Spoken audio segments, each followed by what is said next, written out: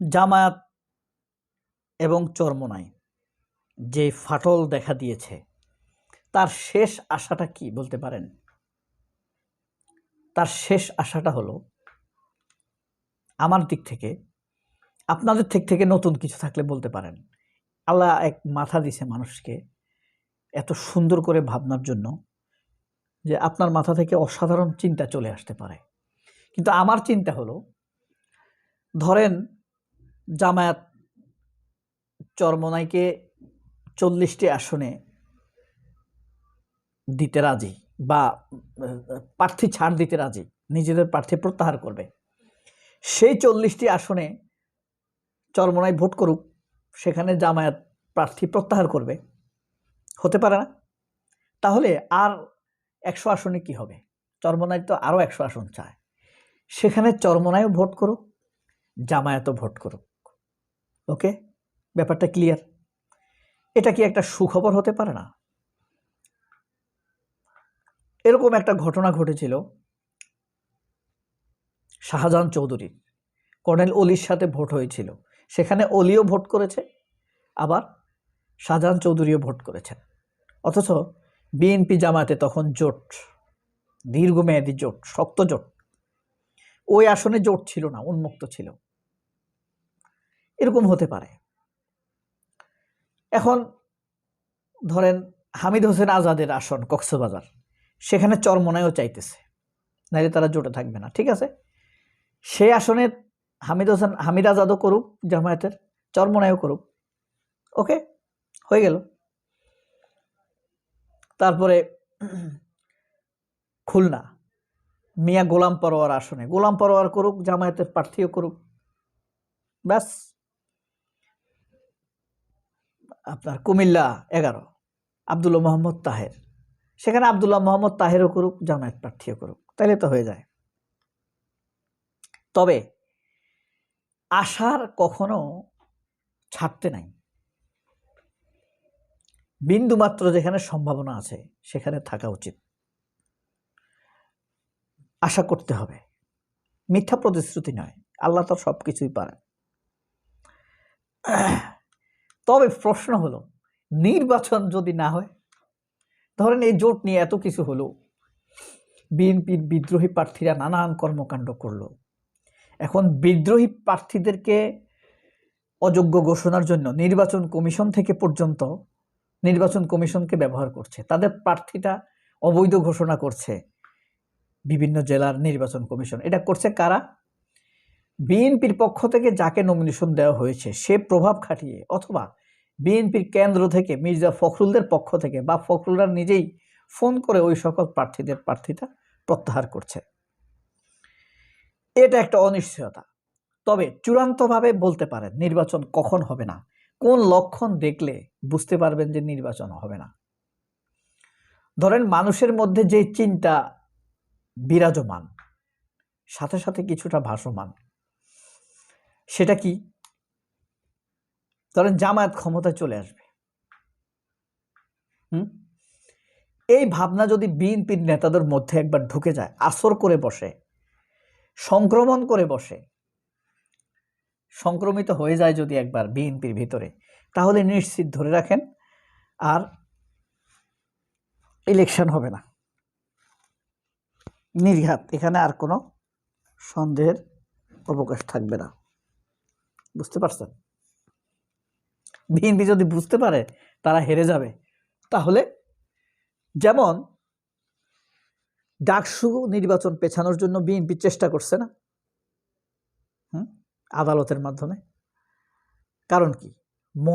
মনোবলের মধ্যে চিড় ধরেছে।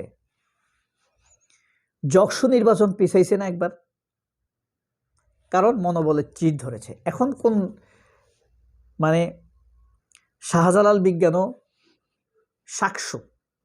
শাহজালাল বিজ্ঞান ও প্রযুক্তি বিশ্ববিদ্যালয় বন্ধ করে দিল।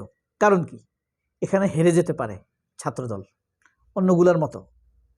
তো এটা যদি হেরে যায়, তাহলে ওটা হলো নির্বাচনের একবার কাছাকাছি সময়ে, ধরেন 25 জানুয়ারি ইলেকশন হবার কথা, একদম কাছাকাছি সময়,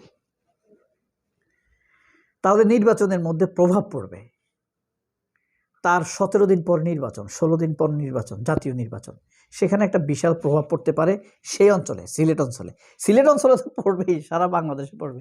এই ভয় থেকে তারা বন্ধ করে দিয়েছে। এখন আপনি বলবেন না, সেই ভয় থেকে বন্ধ করে নাই।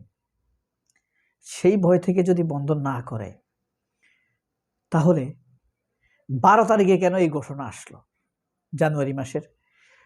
সাময়িক পরিস্থিতি যদি বিঘ্নিত হতো, ঘোলাটে হতো, আশঙ্কা থাকতো, তাহলে সেটা হতে পারতো ইলেকশনের 1-2 দিন আগে, যে আগামীকাল ইলেকশন, আজকে বড় একটা দুর্ঘটনা ঘটছে, না কালকে ইলেকশন করা সম্ভব নয়। সে কারণে যদি বন্ধ হতো, তাহলে বোঝা যেত সেটা পরিকল্পিত না। এমনিতে যে কোনো কারণে, আশঙ্কার কারণে, ভয়ের কারণে, আইন শৃঙ্খলার কারণে বন্ধ হয়েছে বা বন্ধ করা হয়েছে।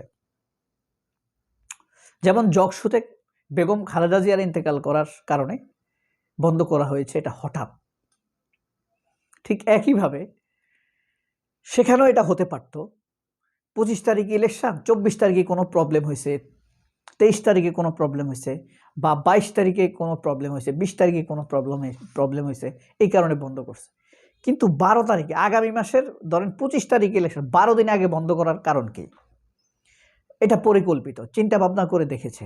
সেখানে যদি আমরা হেরে যাই, হারবে নিশ্চিত তা না, যদি ছাত্রদল সেখানে হেরে যায়, তাহলে মানুষ আবার এটা মিডিয়াতে কথা বলবে, টক শোতে এটা নিয়ে আলাপ হবে, গ্রামের মানুষ শুনবে।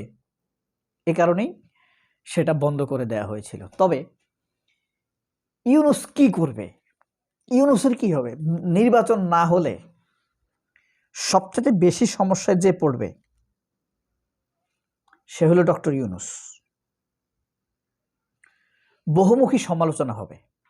এক, তিনি পরিস্থিতি কন্ট্রোল করতে পারেন নাই। 2 হলো ভারত নানান রকম অপপ্রচার করবে। শুধু পক্ষে থাকবে কে? Europe and America. বাংলাদেশের ভিতরে ইউনূসের পক্ষে কে থাকবে? এনসিপি ও জামায়াত। এবং ইলেকশনের ডেট কোনোভাবে ফেল করে পাস হলেই দেশের ভিতরের যারা ভারতপন্থী টিম আছে, এরা ধীরে ধীরে পরিস্থিতি খারাপ করার জন্য মাঠে নামা শুরু করবে। তারা কারা? তারাই হলো বিভিন্ন পীর, ধর্মীয় গ্রুপ। এরাই কিন্তু ইন্ডিয়ার ইশারায় মাঠে নামবে। যে কেন?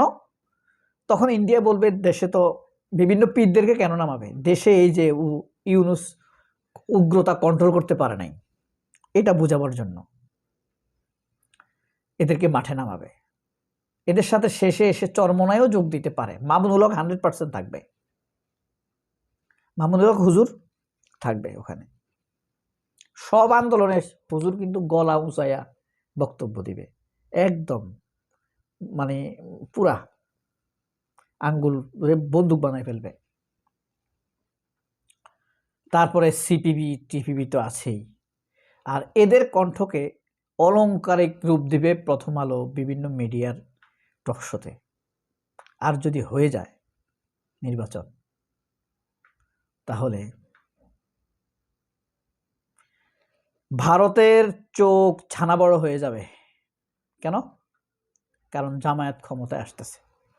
সবাই অনেক ভালো থাকবেন। আল্লাহ হাফেজ। আসসালামু আলাইকুম।